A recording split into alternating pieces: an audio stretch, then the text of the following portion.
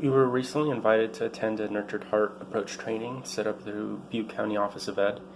The training focused on how to reward students for demonstrating positive qualities while minimizing the attention paid to negative behaviors. Some of the suggestions given during the training was immediately recognizing students for resetting, basically for taking steps towards the ideal actions we want to see in the classroom. And I think one of the biggest takeaways during that training was that traditionally we give children more attention when they're doing what they're not supposed to be doing, such as through corrective lectures, even when they're well-intentioned. This caught my attention because I noticed that I do this a lot and had found it to be extremely exhausting, especially in a high school ED class. This past week I was able to use the tools taught at the training. There's one student in particular who has difficult behavior. She sleeps during certain periods, has a very argumentative attitude towards her parents and staff, and has even vandalized my classroom by writing all over the walls. We recently implemented a ticketing system in the ED classrooms where we recognize students for exemplary behavior by giving them a raffle ticket. Raffle prizes include gift cards and other preferred items that students have asked for.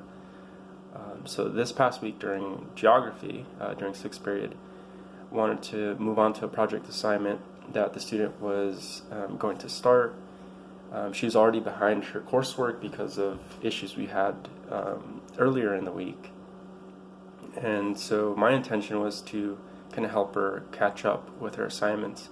She was already working on an assignment, and so what I had told her was that, I would give her half of the class period to continue working on it, and then for the second half, we would get started on this new project.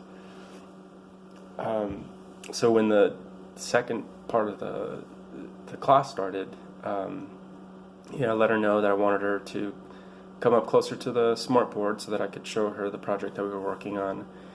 And as usual, she started to argue against this and saying that she didn't understand why she would have to start a new activity when she was already working on one, and that she would prefer to finish up that activity, which now thinking back, I think it makes a lot of sense. And she made a really good point, but again, my intention was to help her catch up so that she wouldn't be behind, and that she would get a start on this project that was going to take the place of an exam.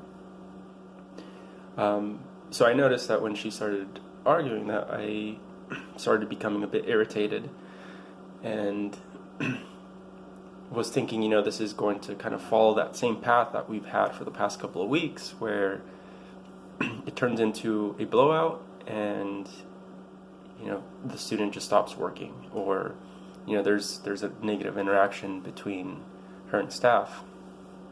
So thinking back to the training that we had previously, I realized that one of her behavioral goals is to appropriately negotiate for extra time or for a preferred activity. So instead what I did was I tore off one of the raffle tickets and I wrote on the back that, I was recognizing her for appropriately negotiating because she didn't blow out, she didn't, tear out her paper, she didn't, yell or anything like that, which is something that she had previously done,